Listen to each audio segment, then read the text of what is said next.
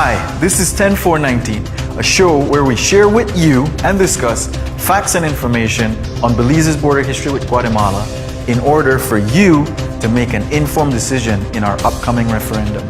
10419, you decide.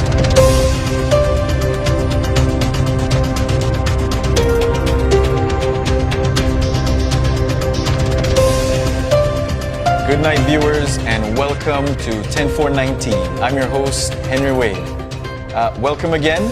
And as you know, 10419, the date happens to be Belize's appointment with history, which will see Belizeans near and far voting yes or no to allow the ICJ to review and make a determination on Guatemala's claim to Belizean territory. 10419, the show, which you're tuned into right now, exists to provide useful, clear, factual information relating to Belize's position, the history behind Guatemala's claim, how the ICJ works, and what to expect in the upcoming referendum. We invite you all to join the discussion online at the Ministry of Foreign Affairs Referendum Unit's page on Facebook. As a reminder, during the last segment of our show, we'll take a couple of your questions and have a discussion based on those. So, without further ado, let me introduce our special guests this evening. With me, to my right, we have Miss Danielle Neal. Am I saying that correct? You are. All right, excellent. We have Mr. Alexis Salazar. We have Miss Keisha Rodriguez, and we have Mr. Dion Elliott. So, good night, guys. Welcome. Good night. Good night. Good night. All right. So, to start off, we want the viewers to get to know you guys a little bit. So, as my mom always taught me, ladies first. So we go with Keisha. Can you tell the viewers a little bit about yourself? Good night, viewers. As Henry said, my name is Keisha Rodriguez. I am a consultant in urban planning and environmental work. And I am here tonight representing the ordinary person on the street who is not yet convinced that we should go to the ICJ. Excellent. Wonderful. Wonderful. Miss Danielle Neal, can you tell our viewers at home a little bit about yourself, please? Hi, I'm Danielle, and I'm a student at the University of Belize, and I am just here to give the viewers a little bit of knowledge that I've gathered. So I'm just here to share with this outstanding group. All right, excellent, excellent. All right, and to your right, we have Mr. Alexis Salazar. Could you tell us a bit about yourself and your background? Good night, everyone. My name is Alexis Salazar. I currently work as the director of the Museum of Belize and Houses of Culture under the National Institute of Culture and History. My background is in World Heritage, project management, and anthropology. Excellent, excellent. And finally, we have a familiar face. I would believe many of our viewers are familiar with Mr. Dion A. Elliott. So could you tell us a little bit about yourselves for those who are not familiar with you? Oh my gosh. You put the A, no? Right. No, well, my name is Dion Elliott, as you said. My background is in business and economics, not a lawyer. Okay. I am a lover of facts. I work as an analyst in my day job, I won't say where. And so, yeah, I'm just here to contribute as a citizen, no? All right. Excellent, excellent. So welcome again, guys. Good night. I hope we have, a wonderful show this evening. So to jump on it, in terms of setting out tonight's topic, on April 4th, 2019, registered voters will be voting on whether or not we should take Guatemala's claim over Belizean territory to the ICJ. How much do people actually know about the ICJ? We hear this acronym, the International Court of Justice, right? So our team went to the streets to get some information, to hear from the regular Joe and Jane public and see what they understand or what they know about the ICJ. So if we could jump into our first segment. Do you know what ICJ stands for? Yes, International Court of Justice. International Court of Justice. ICJ, that means International Court of Justice. Yeah, International Court of Justice. It's the International Court of Justice. I know it's the International Court of Justice. ICJ, we have to get one. The Caribbean, the court, right? The court, the Caribbean, International Court of Justice, sorry. Do you know where the ICJ is located? Well, not really, but I think somewhere in the Caribbean. No, America, so in America. England? No. No. It's I believe in Switzerland. I think it's in New York somewhere, if I'm not mistaken. New York or United Nations. I don't really know, but I know those are big places where things like those are taken care of. In The Hague, Netherlands. I saw it on the news and that's part of my studies. Would you happen to know how many judges sit on the ICJ? Not really. No.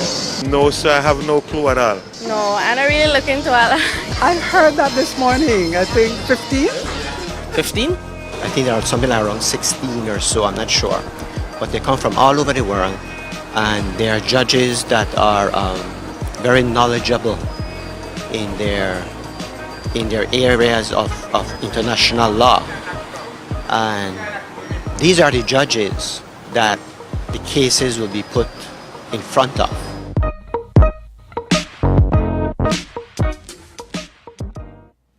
So there you have it, guys. Those questions were posed to regular people on the street, and you heard we had a lot of interesting answers. So I want to jump into the first question, or let me pose it to you. What stood out from the reactions and responses that we got from our viewers? I see that it seems that some of our viewers are confusing the ICJ with the CCJ. So is there a difference? What do viewers need to know about the two? Can I throw that at you, Mr. Elliott? Sure. I get the mister. Yeah, no, I mean, it's a common thing that you see where people confuse the CCJ with the ICJ. Not too long ago, I think I saw an article in a particular newspaper where the story was about the ICJ, but the image was of the CCJ. And if it can happen at that level. And the CCJ stands for the Caribbean Court of Justice. ICJ is the International Court of Justice. But there's a common misconception. And one of the things that I have to always try to remind myself, and I fail at it almost every time, is that, as my wife would tell me, I spend a lot of time reading and doing a lot of this stuff, but that is not necessarily true for everybody. People have their daily life too. I mean, everybody does, but some they get information off news, off social media, or friends. I have actually met people who will tell you that I really don't got time for that. Right. I'll be frank with you. That's the truth. And people are busy. And so while it's reality, no? while talking heads like us are always, at it, there are some people who are like, why is that important again? Yeah, the connection hasn't been made from, why this is so important and that's why I should spend time with it. This show exists, because we want to sort of bridge that gap. We want to provide them with information by having you guys come in and share that information, an hour of their time, to spread as much wealth of information as we possibly can. But jumping back to our first question, what can you tell us about the ICJ in general, based on your knowledge? Let me throw that out to Ms. Danielle Neal. Well, basically, one of the persons in the streets that I talked, he had it very accurate, except that it is 15 judges and not 16. Basically, and it is located in Netherlands, The Hague. It is a group of the world's best attorneys, best lawyers, who they choose to come together. Basically, what they do is settle disputes among countries, and they're not the Caribbean court. They're above the Caribbean court. It's the highest court that you can visit. And so basically, that is the information that you need to know. 15 judges located in the Netherlands, and they do have judges that we can rely on and that we can take to be credible.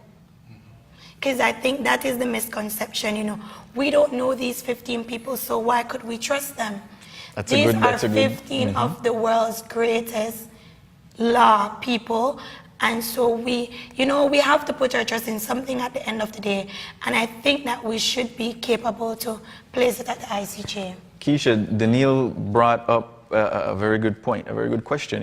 People are saying that, okay, why should Belize, in our case, why should we trust 15 foreigners, never been to Belize, never lived here, might not even know where we are?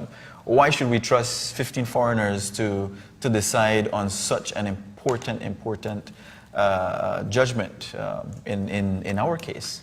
What do you have to say on that? Well, the International Court of Justice, we have to remember, is the principal arm of the United Nations. So they settle legal disputes between nations, and what we have is a dispute between Belize and Guatemala. So if we are to take the legal route, that is where it will go. So in terms of whether or not we should trust 15 international judges, I think that's the idea that many people have. Many people in the street, they are a bit fearful, and perhaps their fear is justified because it is an abstract concept to them. The ICJ, where's the Netherlands, where's the Hague? Far removed from it's far removed from their everyday Belizean life. And so it is very important that people are educated as to what the court does, why we're going there, and also what the potential risks might be if we go to the ICJ. But these are well-respected, renowned professionals, right? You mentioned that this is the principal juridical organ of the United Nations. So in order to be accredited as one of the 15 judges, I would want to believe you're sort of a heavyweight in the legal world, if you will, to be considered and appointed as one of those judges, no? One of our viewers were mentioned that these judges come from all over the world. So again, you know, there is that fear, like you rightly mentioned. It's an abstract concept, but would Belize be alone in putting, placing this judgment to the ICJ?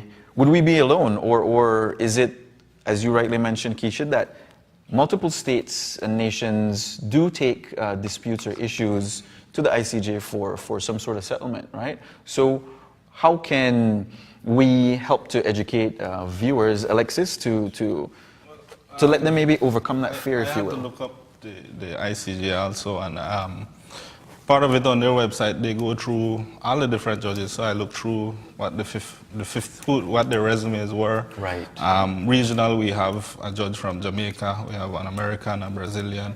So when I saw Jamaican, and I found more comfortable with who the judges are. Right. And then looking at the resumes, you have a professor of international law from City College of London. I mean, these are prestigious universities. Right. They all fit the international law criteria, where they all have experience in international law and arbitration. They sit on the court for 9 years. And then, so it's not where they just pick people up from off of the street. These are professionals that sit on this panel. Highly skilled, highly experienced, very credible, if you will, no? And in terms of how that process takes place, how the ICJ moves and makes its decisions, Dion, can you speak, based on your knowledge, how the ICJ goes about making those types of decisions? I'm answering that while segueing enough for the first question. Sure. Because let me talk about my personal view on the thing. While you might have the argument of saying putting your trust, quote unquote, in 15 or 17 if you have the ad hocs judges, or are you putting your faith in the international institutions that exist, form of international law? See, because one of the things that I think we have to keep in mind, that there are principles, I would want to call them rules. It's not hard and fast rules all the times, but there are set principles of international law that comes up in these cases that you were alluding to earlier. Right. I won't get into what some of them are, but we can get into that later. So, asking about how the ICJ goes about it, it's the application of international law. In the ICJ statutes, it says that, okay, I'm going to summarize. They look at treaties, that's the source of international law. They look at customary international law. They look at general legal principle, yada, yada, yada. Those are the main points that they focus on? Yes, the articles, Article 38 of the ICJ statutes list those out, saying these are what they consider.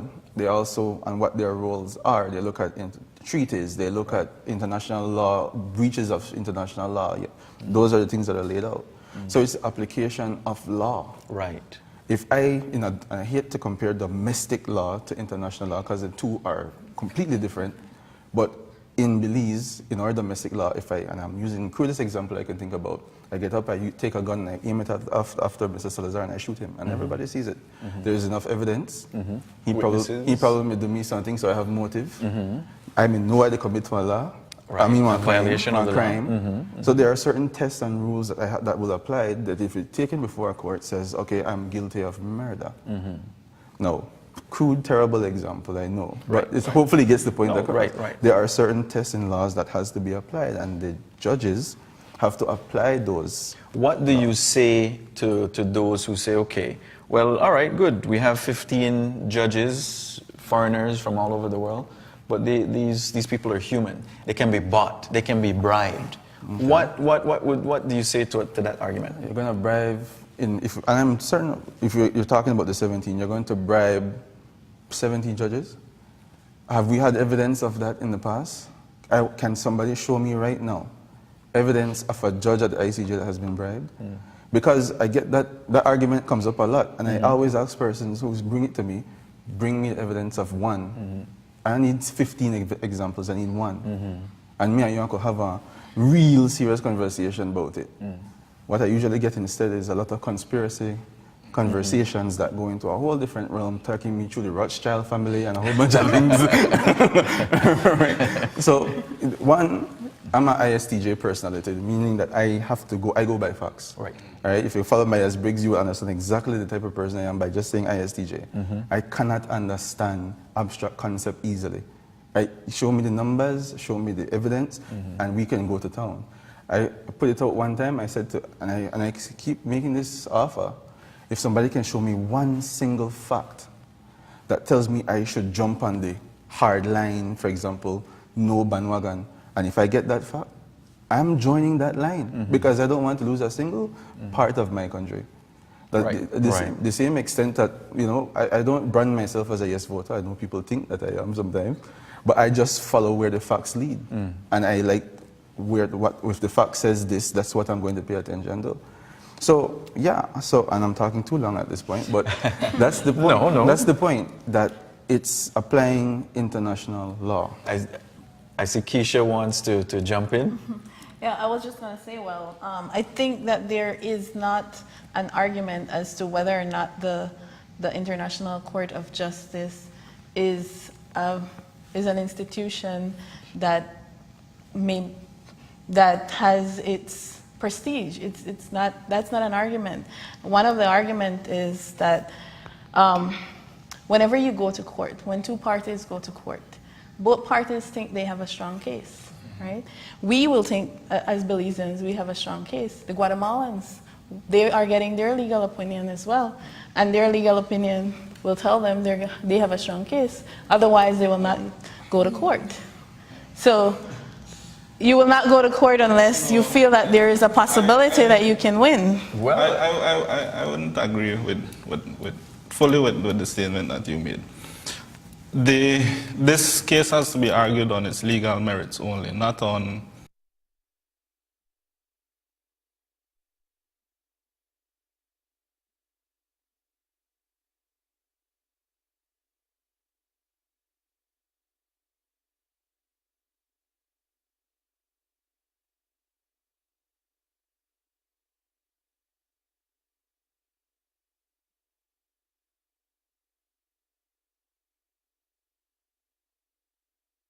Así que estén formados, inscríbase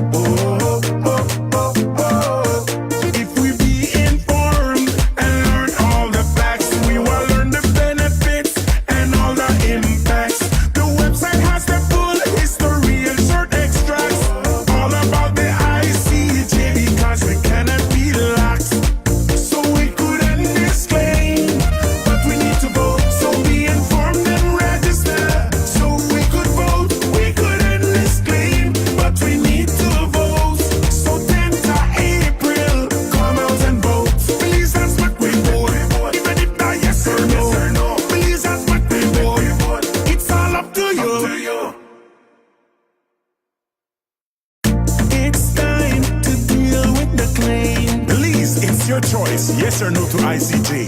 We get with title to the boundaries from 1859, but they changed their minds so many times. Neighbors should be living in harmony with each other. Let the goal be to live in peace with our brothers and sisters. We could end this claim, but we need to vote. So be informed and register. So we could vote. We could end this claim, but we need to vote. So 10th of April, come out and vote. Please ask what we vote. Even if not yes or no. Please ask what we vote. It's all up to you. In the 1930s, we start to negotiate. The 1940s, we start to mediate. In the 1980s, we had try arbitrate. But in the 2018, we still a debate. A la terminar con esta reclamación, hay que votar. Así que estén informados, inscríbanse para poder votar. Lo podemos lograr, pero hay que votar. Entonces salgan el 10 de abril, salgan y voten. Please ask what we vote, even if not yes or no. Please ask what we vote. It's all up to you. Oh, oh, oh, oh. If we be informed and learn all the facts, we will learn the benefits and all the impacts. The website has the full history and short extracts, all about the ICJ, because we cannot be lax. So we could end this claim, but we need to vote. So be informed and register. So we could vote. We could end this claim, but we need to vote. So 10th of April, come out and vote. Please ask what we vote, even if not yes or no. Please ask what we vote. It's all up to you. It's time to deal with the claim. Belize, it's your choice, yes or no to ICJ. We get with title to the boundaries from 1859, but they changed their minds so many times. Neighbors should be living in harmony with each other. Let the goal be to live in peace with our brothers and sisters. We could end this claim, but we need to vote. So be informed and register. So we could vote. We could end this claim, but we need to vote. So 10th of April, come out and vote. Please ask what we vote, even if not yes or no. Please ask what we vote. It's all up to you. In the 1930s, we start to negotiate. The 1940s, we start to mediate. In the 1980s, we had try arbitrate. But in the 2018, we still a debate. A la terminar con esta reclamación, hay que votar. Así que estén informados, inscríbanse para poder votar. Lo podemos lograr, pero hay que votar. Entonces salgan el 10 de abril, salgan y voten. Please ask what we vote, even if not yes or no. Please ask what we vote. It's all up to you. Oh, oh, oh, oh. If we be informed and learn all the facts, we will learn the benefits and all the impacts. The website has the full history and short extracts, all about the ICJ, because we cannot be lax. So we could end this claim, but we need to vote. So be informed. Technical glitch in the studios, but we're back with you, and that's what's important. But before we had that issue, Alexis was mentioning some of his comments directed at Keisha's response earlier. So can we pick it up from there, Alexis? Yeah, I was just saying that I didn't agree with one of the statements where we don't know what Guatemala's argument would be. And to me, we know that the case has to be argued on its legal merits. It can't be argued on what is good and what is fair, because we didn't agree to that. It is strictly a legal case, and because of that, then factually we can look at what past cases, what past disputes were between different countries, and it shows that, well, they go to treaties. Then people say, well, what happens if they throw out the 1859 treaty? There are other grounds that we can argue on, and that has to do with effective occupation or right to self-determination. And all of those things lead to a favorable judgment for Belize. Yeah. And Ms. Keisha, when you said that, you know, the argument of the ICJ isn't really an issue, I have to disagree with you there, because many people are afraid to trust the ICJ, and so there is a fear factor that is there. And as well, when you said that, okay, Guatemala has a strong claim, nobody would go to court if they aren't thinking that they're going to win. You have to understand that this is rooted in the Constitution of Guatemala. Guatemalans Belize nuestro, something. Yeah, so you can't stand there, even if they are saying to them, because there is the Harvard proposal, there are many proposals that the Guatemalans has requested and came back that was not in their favor. But they can't go and just tell their people, you know, well, we don't own Belize anymore. No, this is something that they will have to go to court for, and this is something that will have to be directive that will have to be given to them so that people can understand that, okay, this is what we have to do and this is how we went about it and this is what happened. I don't necessarily agree with that argument. I believe that, I believe it was taken out of the Guatemalan Constitution. But if you talk to, and I've had the opportunity to work with many Guatemalans, and they don't believe, and also go to school with Guatemalans, and they don't believe that Belize is theirs. So I don't buy that argument that the government of Guatemala has to go to court in order for us to reach a positive settlement with the Guatemala dispute. Of course, we have all these things in place already, the compromise and all of those things. She's right. I have met Guatemalans that say, your country is not for us. I mean, I recently, earlier this, like about 3 months ago, I met a Guatemalan lady. I think she, you know, anyway, affiliated to a particular university in Guatemala, and she was saying, listen, I travel throughout Central America. All of them look like something that came from Spain or something Spanish, and then there is you. You look nothing like us, you don't sound like us. Right. And so a lot of Guatemalans, especially the, I say higher educated ones, anyway. That was my point. All right, they definitely don't think about this claim as something that bothers them. So Keisha is definitely right on that front. To your point, there was the judge, what do you call it, a constitutional council or something that passed out a judgment at one point that bars Guatemalans, especially the politicians, from dropping the claim. Right. So their hands are tied on that legal front. But because it is in their constitution that well, it was taken out. It was taken out, and it says that they should pursue their rights or something to that effect. But there is the constitutional court that did make I'm using the word ruling. That might be the wrong word. That ties their hand. So that there is that issue. Now, and that's to the argument where people ask the question, well, if they're such good friendly neighbors, why don't they just drop the claim? It's because of that. Right. And then other people will point to Serrano, and you know what happened to him in the early 1990s. Although his being kicked out of office was kind of his own doing to a certain extent. But I hear the concerns that are raised, like what Keisha raised. And believe it or not, I count them as valid. In the sense that you're right to ask questions about whether or not we can trust this system. We saw it in the Vox box. What is ICJ? People are confusing it with Caribbean Court of Justice. Last week, I saw the show where you were asking questions as common and basic as what is a treaty? I can't blame people for having concerns if you have to start from ground one. Yeah, right. Somewhere along the line, we should have been educating our people from primary school. You know, in the curriculum, it should have been made very clear, but that's a different issue. But, you know, that's the point. But I go back to the earlier point that international law, there are certain principles that will be applied.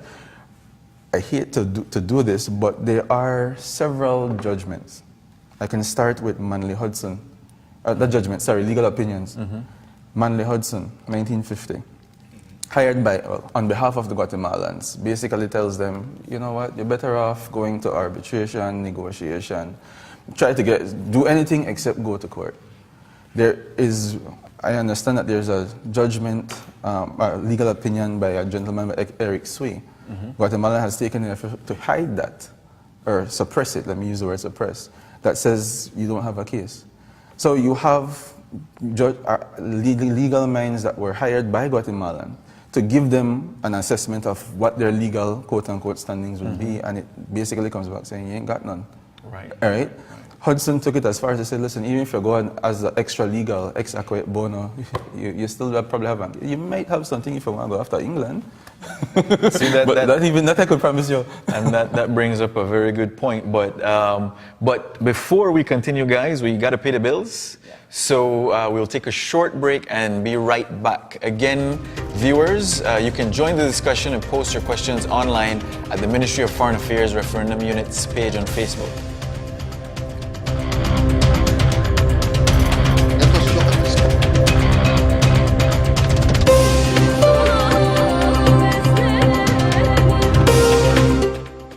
Did you know that the ICJ is the judicial arm of the United Nations? This court has been settling legal disputes between countries for over 70 years. It is made up of 15 judges from all regions of the world. They must all have qualifications and experience at the highest levels of the law. To be elected as a judge, the person must also be of the highest integrity and moral character. To ensure that the ICJ is balanced and free from any form of bias, no two judges can be nationals of the same country. Be informed. Visit our website and social media pages.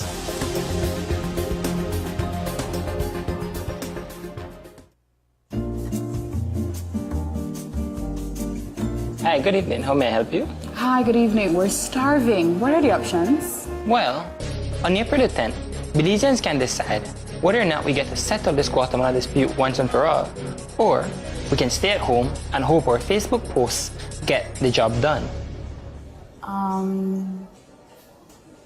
Oh, by the way, the special for today is Kung Soup. Be informed. Visit our website or social media pages. Did you know that ICJ rulings are decided by a panel of judges? In addition to 15 permanent judges, both of the disputing countries can appoint a judge to the panel, called ad hoc judges. Be informed. Visit our website or social media pages. In 1798, our ancestors were bold enough to take a stand against the invaders. In 1981, the Belizean people were bold and took a stand for our independence. April 10th, 2019 will be our own date with destiny. Be valiant, be bold, be informed. Register and vote on April 10th, 2019.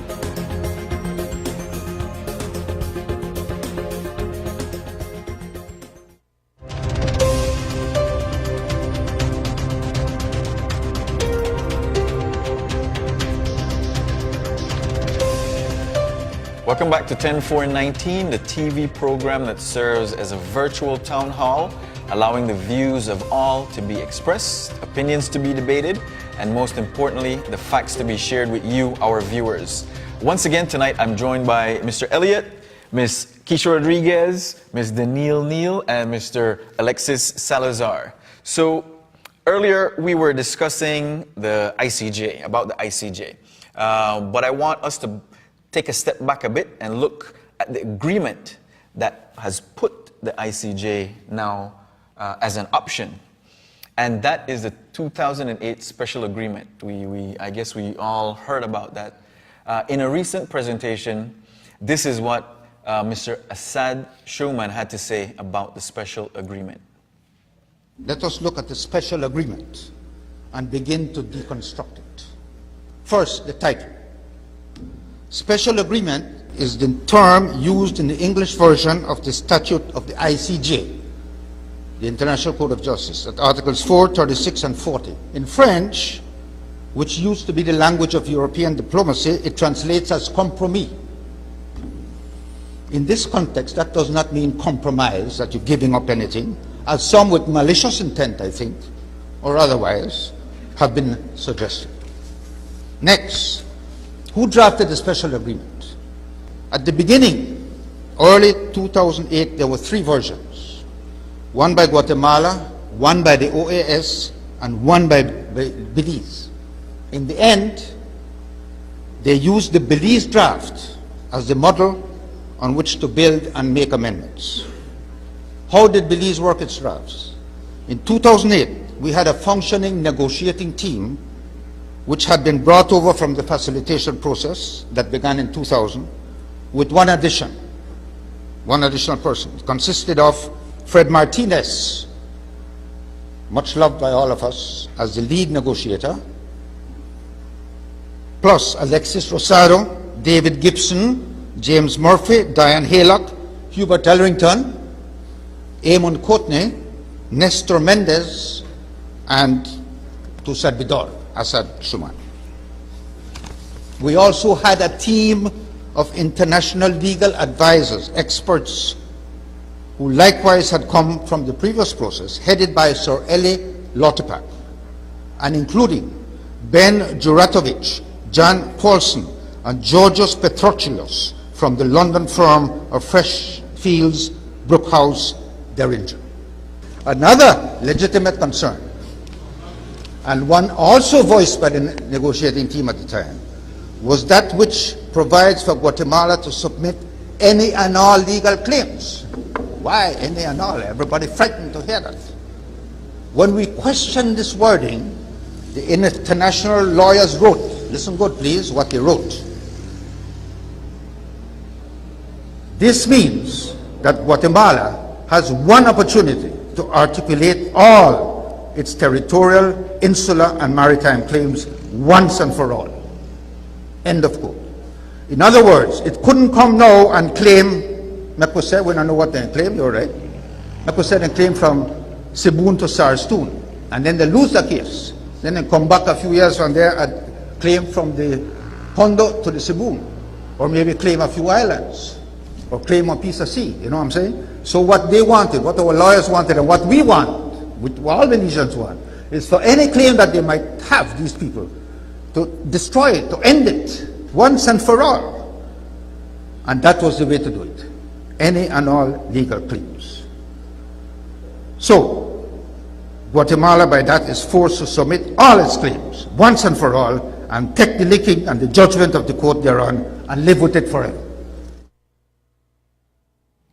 All right, and there you have it. Those were the thoughts and opinions of Mr. Asad Shuman. I wanted to open the discussions now, and Keisha, based on what we just saw, what we just heard, what do you take, what interesting points do you take out of Mr. Shuman's presentation?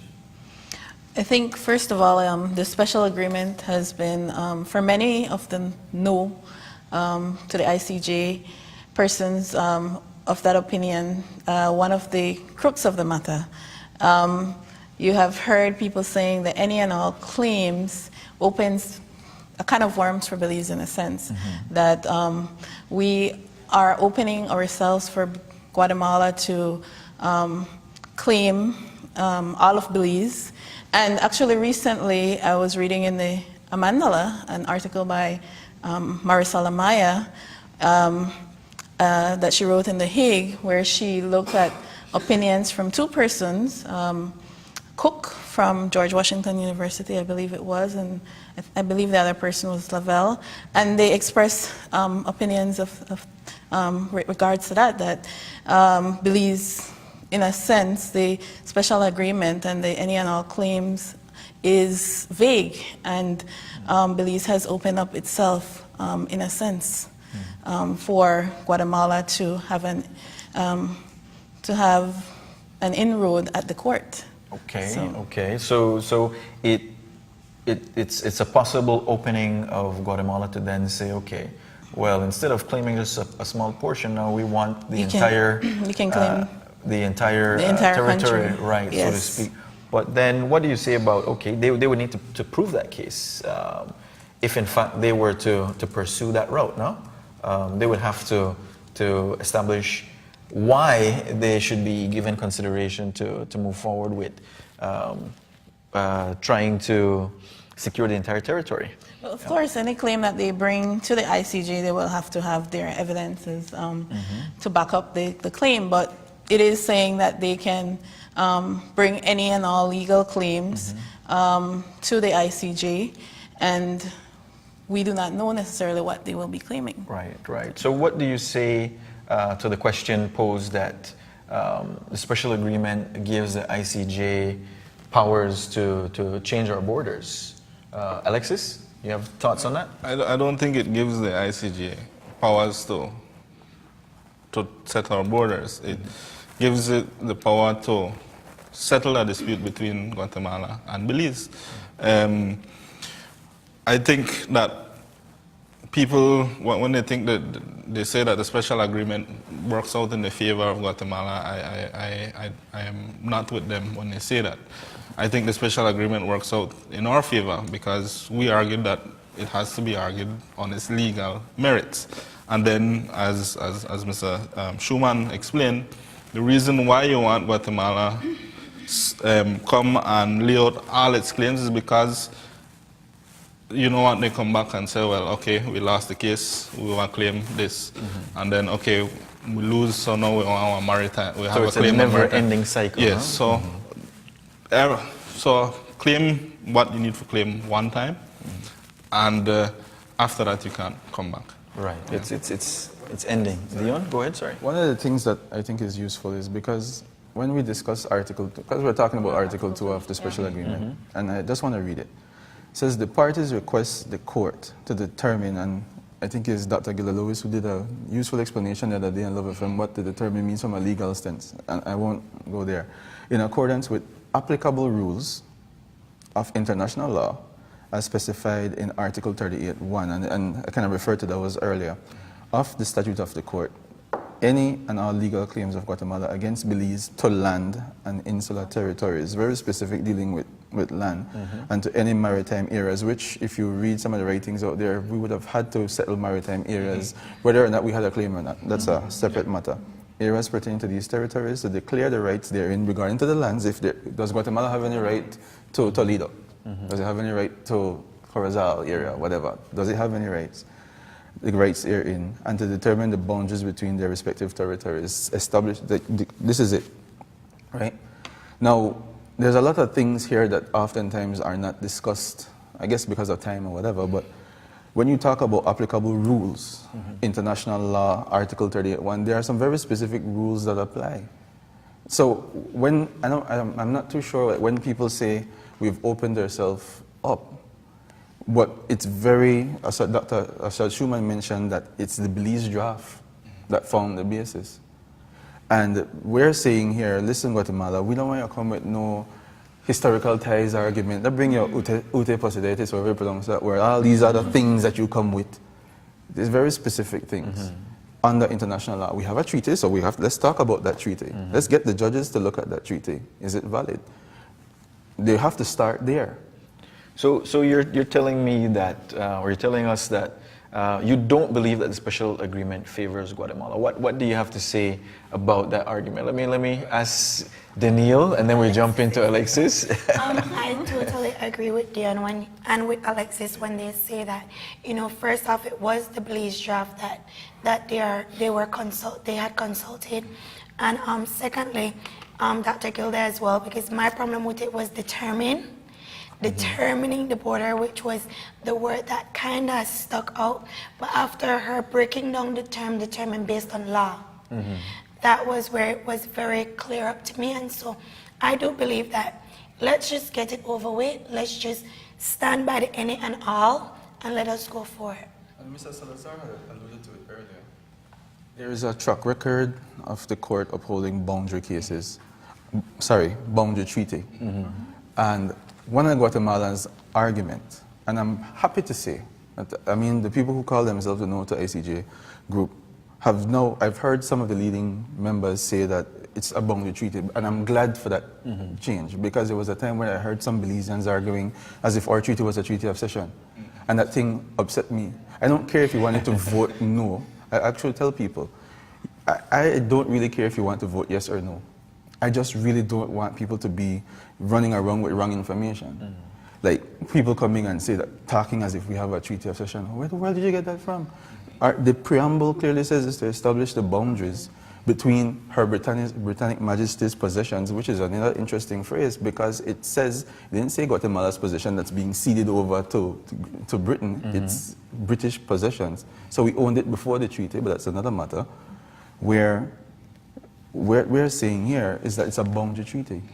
If you read the preamble, if you read Article 1, Article 2, it's a boundary treaty.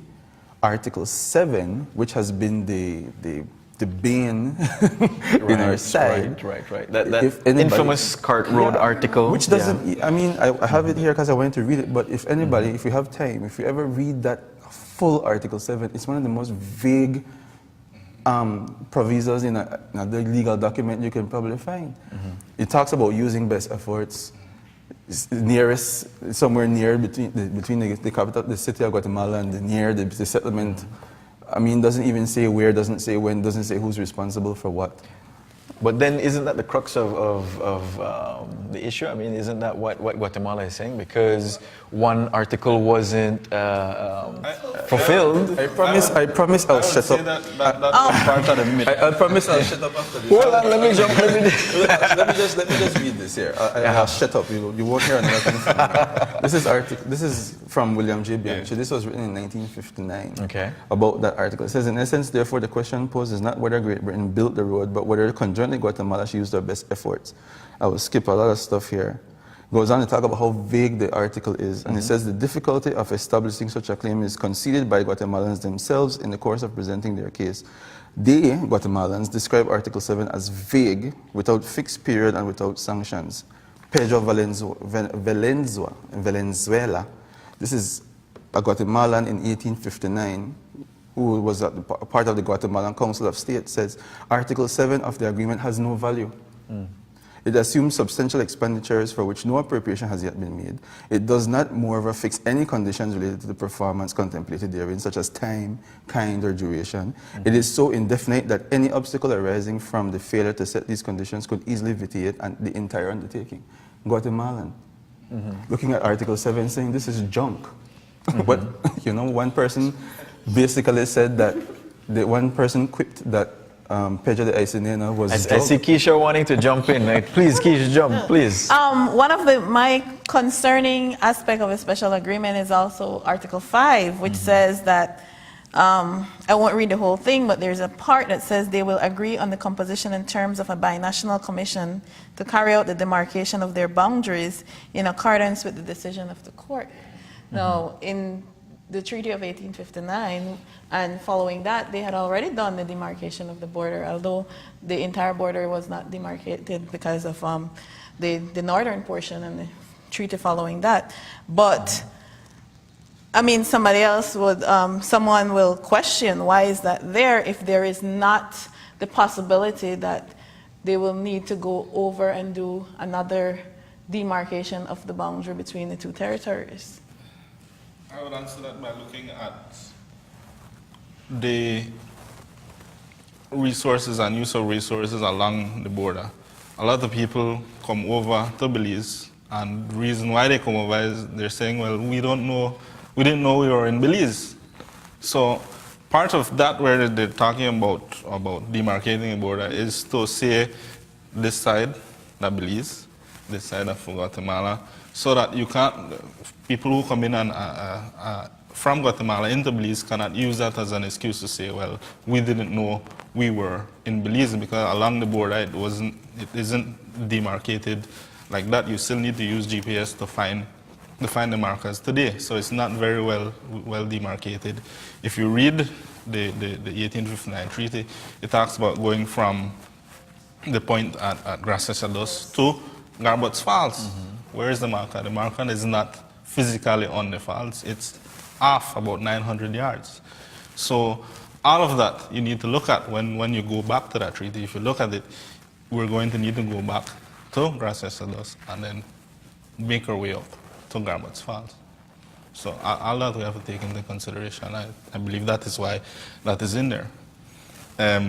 Just to add on, maybe you might want to invite somebody who is a legal mind, because reading this in English, Guatemala has to submit any and all claims, maybe different to a lawyer. So I do not necessarily know what that means legally, because legal jargon is different from that.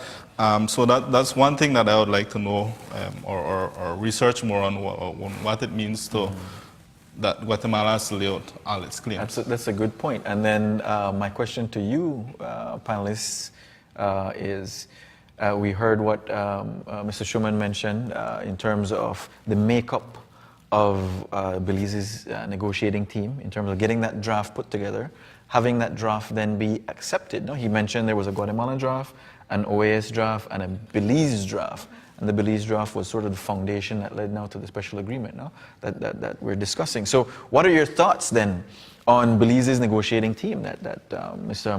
Schuman mentioned in terms of the caliber of persons there, and as well as the international legal advisors that were placed in that position to get this special agreement draft up? Daniel, let me put you in the spotlight. What's your thoughts on some of the names that Mr. Schuman mentioned? If I could just review some of them.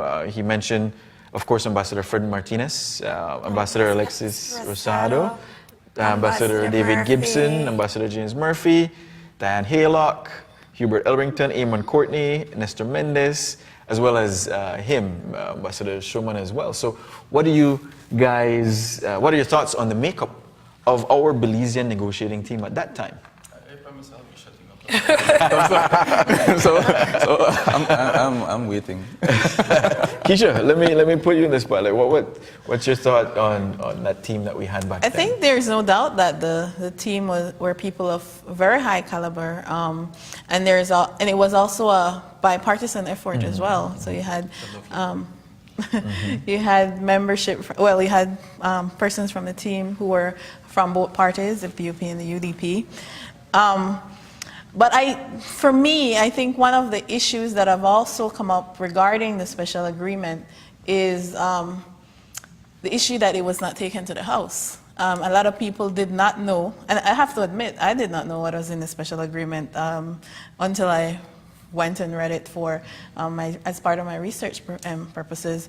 So a lot of Belizeans did not know. So it was not vetted at the level of the people and the intellectuals and the ordinary man in the street. So they did not know where some of these issues that we're pointing out now could have been vetted then, and it could have been made.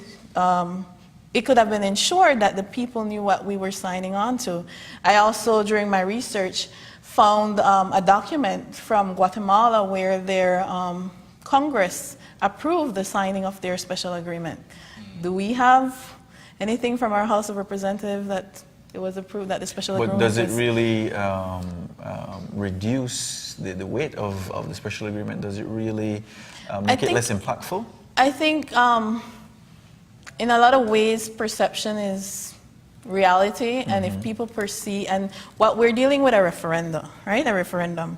So you have people making a decision, and if people perceive that something was done secretly, it was done without their approval, then you always open up yourself to people saying, well, we did not know about that, we did not agree to that.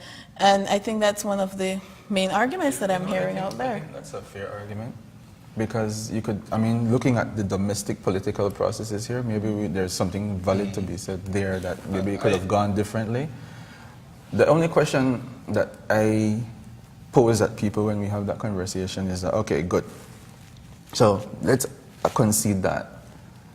In the end of the day, do we believe that we have a strong title to our territory, or don't we?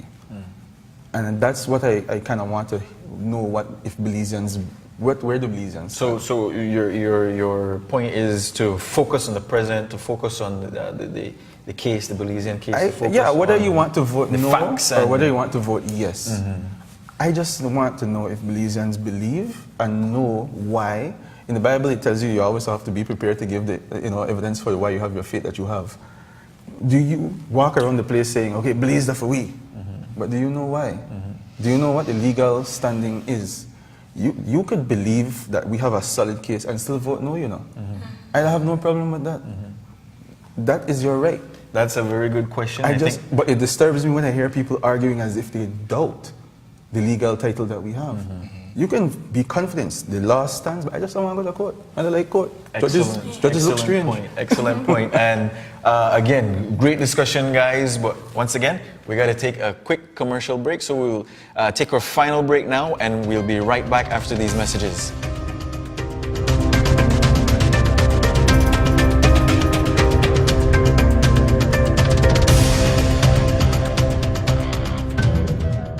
On April 10th, 2019, Belizeans will determine whether the dispute arising from Guatemala's claim should be settled at the International Court of Justice, the ICJ. Know the facts. Our boundaries with Guatemala were established in the Convention of 1859 between Britain and Guatemala. But problems arose in the 1930s about the meaning of Article 7 of that convention. The British proposed that they take their differences to the World Court to settle the problem peacefully in accordance with international law. But Guatemala refused and instead laid claim to Belize's territory. From the 1960s, every government has been making efforts to settle peacefully Guatemala's unfounded claim. But all those previous attempts failed. We now have a chance to settle it finally and peacefully at the ICJ. Are Belizeans willing to stand up for our good title to Belize's land and sea in court? And to demand that the ICJ tell Guatemala, leave Belize alone? Register to vote. Be informed. And on 10th April 2019, you decide.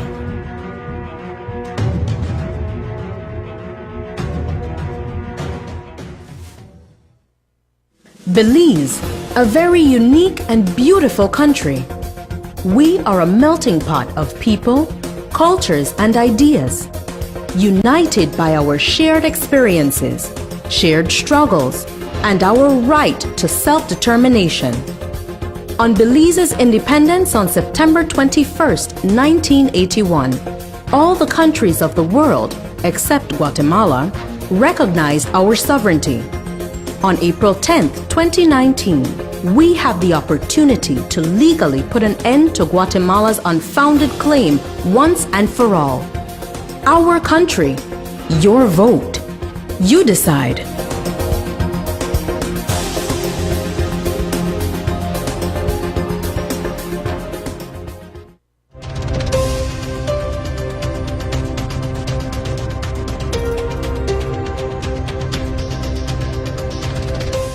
Welcome back to 10-4-19. So far tonight, we've discussed the ICJ and the 2008 Special Agreement.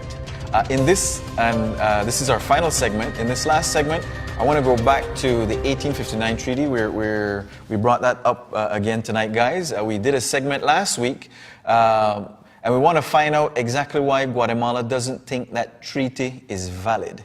So here's another clip during my interview with historian Miss Brenda Armstrong. Article 7, which was included by WIKE and ICNENA, sets out an agreement that both parties would engage in building a road. Actually, it refers to it as a cart road that would use rivers or bodies of water or both, as agreed on by their engineers who would advise the two parties, to link Guatemala City, the capital of Guatemala, to a point near the settlement of Belize. It doesn't say that wording, but that road was to come through territory belonging to Guatemala. Not to Belize City, as we sometimes say in error, but it would go near on the Atlantic coast. Why does Guatemala think that treaty, that the 1859 treaty now is not valid in terms of their point of view?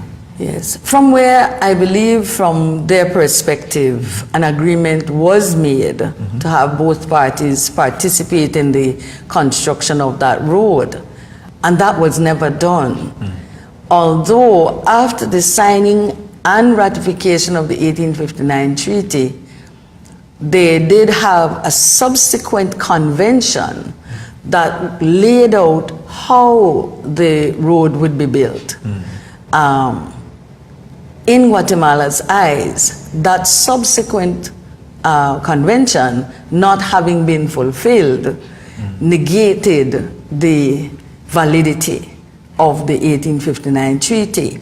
And I should say a little bit further that once the two governments had ratified the treaty, then both parties recognized that they were committed to the construction of this road. And so a further meeting was held to set out how this would happen. Right. And in that agreement, this is the 1863 convention now, it was agreed that Britain would pay £50,000 towards the construction, and that Guatemala would provide the manual labor, which seemed a reasonable agreement, England being all the way on the other side of the world, that their part, because if you recall, I said both parties would use their best efforts to bring this road into existence. And so £50,000 was voted by the British Parliament to be paid in 5 installments of £10 each, 10,000, sorry. £10,000, and after that ratification on the British side, the Guatemalan government again had to agree to what had been negotiated. Unfortunately, by the time the agreement was made, Guatemala's internal situation had changed slightly, and they became embroiled in civil unrest and difficulties with their neighboring countries on the other side. As a result of that, there was very little time for them to be attending to ratification of a convention. Instead, they had to be attending to their own difficulties, the fighting and the disagreements that were happening in Central America. But does that excuse them from not ratifying it?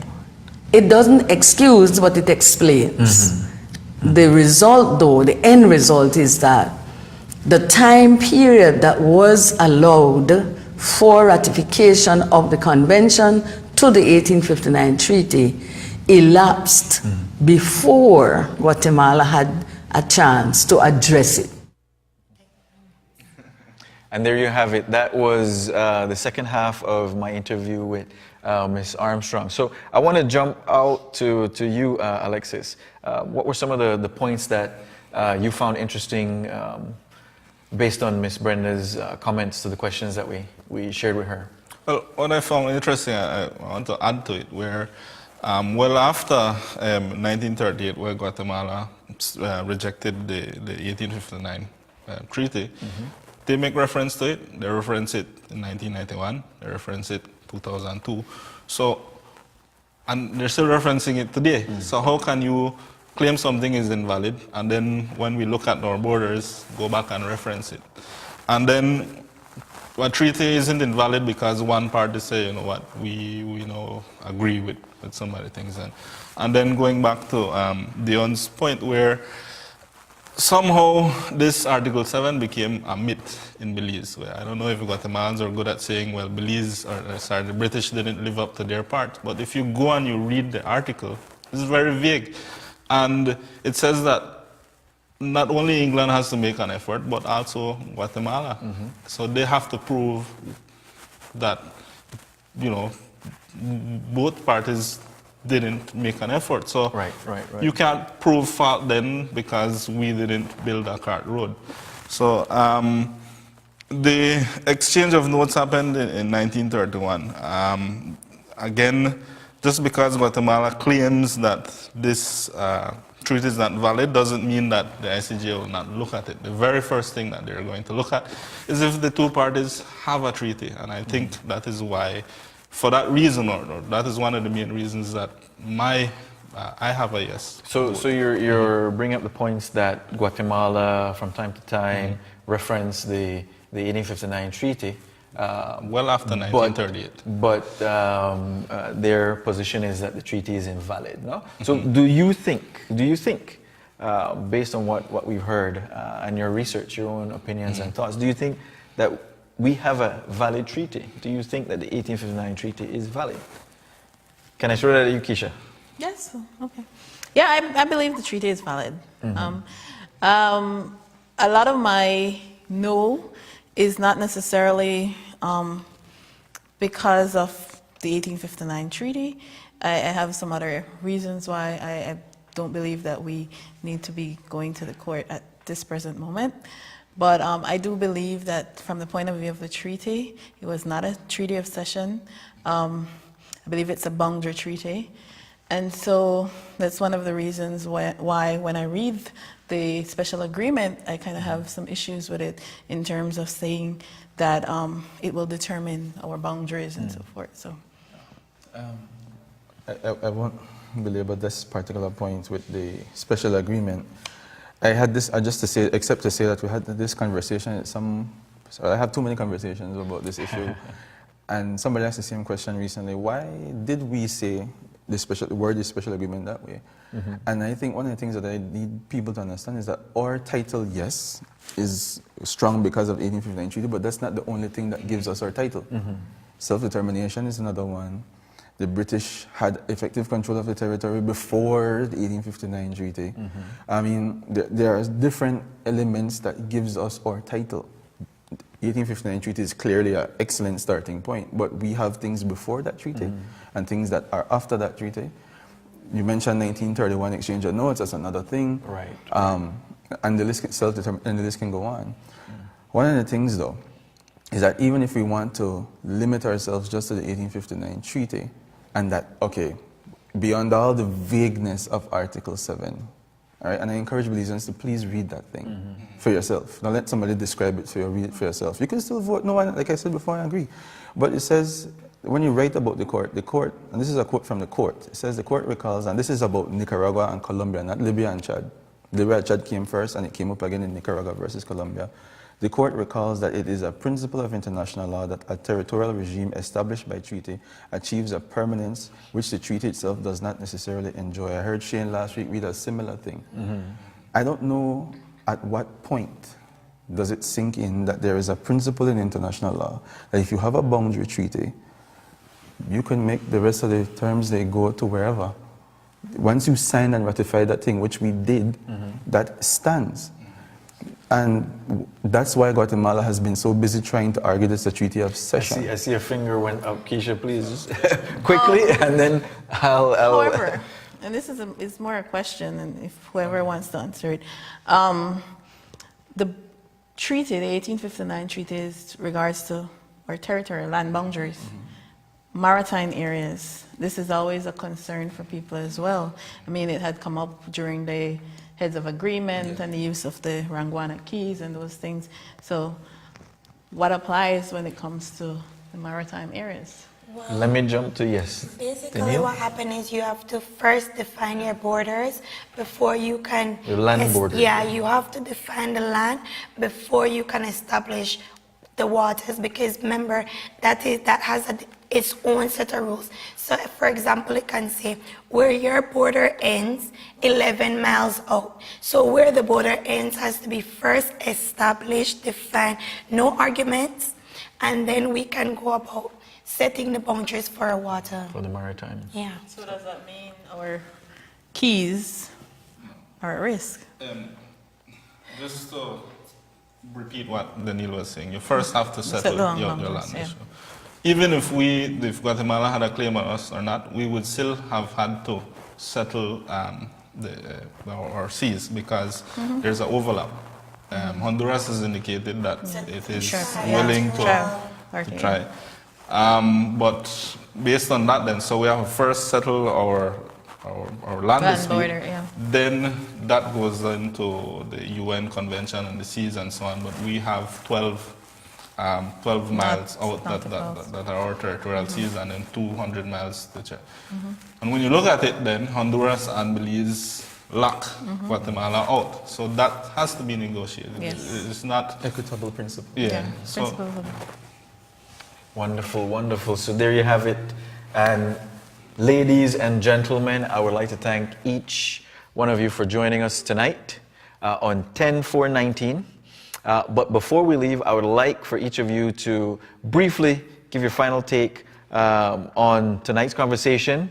Has it informed your position in any way? So let me start again. I'll start with my good friend Dion.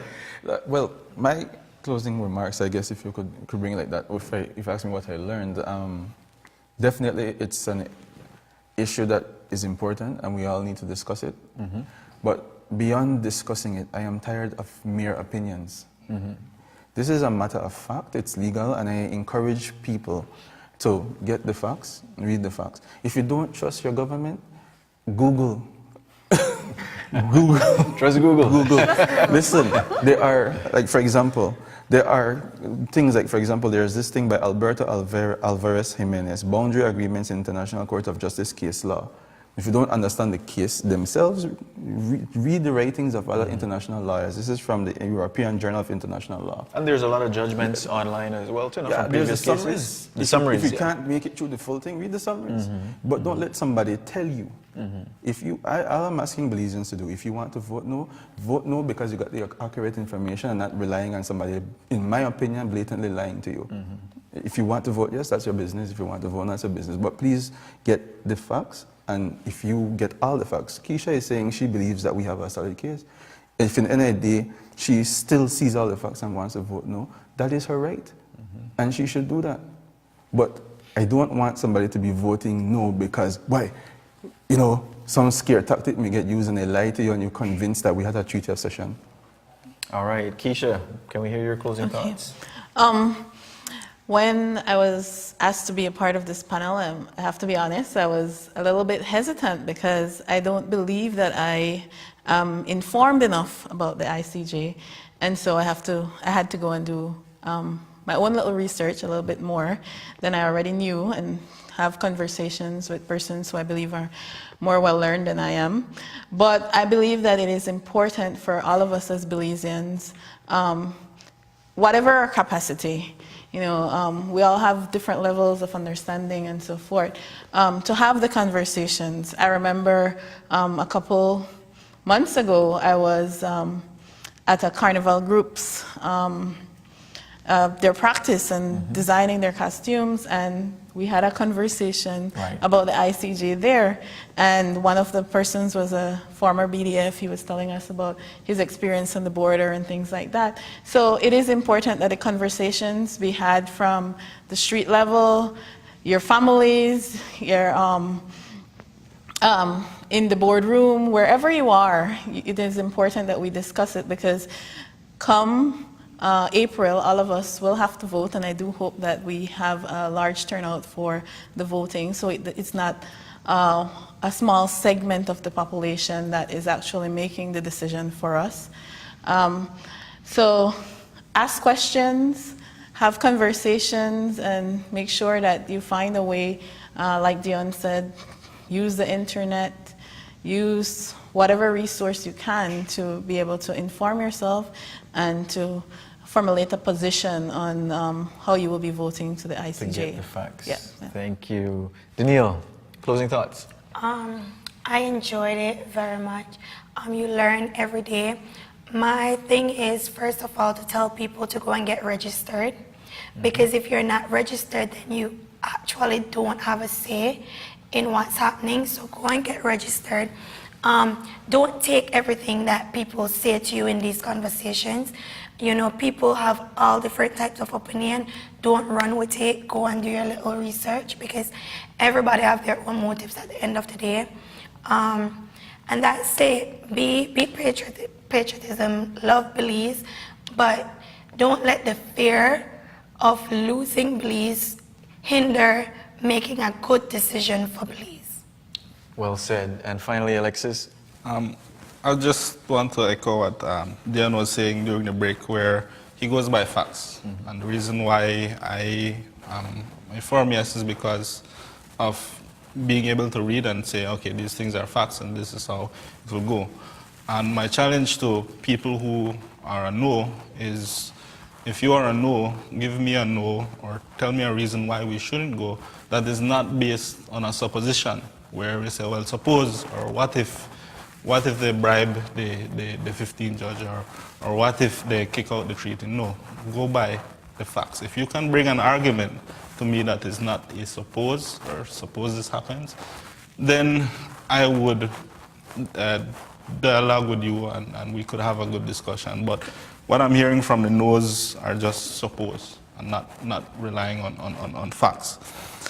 I encourage people to read. Don't not only Facebook posts from other people, but read. I'm going to shamelessly plug this book from Asad Schumann. You plugged it last week. Please go ahead. Take the hour and read it. If you're on the fence, it will really help you to make a decision. And of course, the compromise that is outlined. And read. Don't listen to take the word of the morning show squawkers. Read and educate yourself. So if it's yes or no, ensure that it is an informed yes or an informed no. That's my closing comment. Wonderful. Thank you. Thank you again. Thank you, ladies and gentlemen. And there you have it. We've come to the end of episode 2 of 10419. I hope you've enjoyed this spirited and informative discussion. Tonight's episode repeats Sunday at 10 a.m. on Channel 7. Once again, join us next week, Tuesday at 8 p.m., live on Channel 7, and also stream live on the Ministry of Foreign Affairs Referendum Unit's page on Facebook. If you have any questions you want answered, feel free to post them online. If you want to appear on the show as a guest, you may send that request via Facebook inbox or by email, or send WhatsApp message to 636-0036. It will certainly be our pleasure to have you on. Once again, guys, thank you. Thank you to our viewers for tuning in to 10419. And please don't forget, on 10419, you decide. Thanks, guys. Thanks.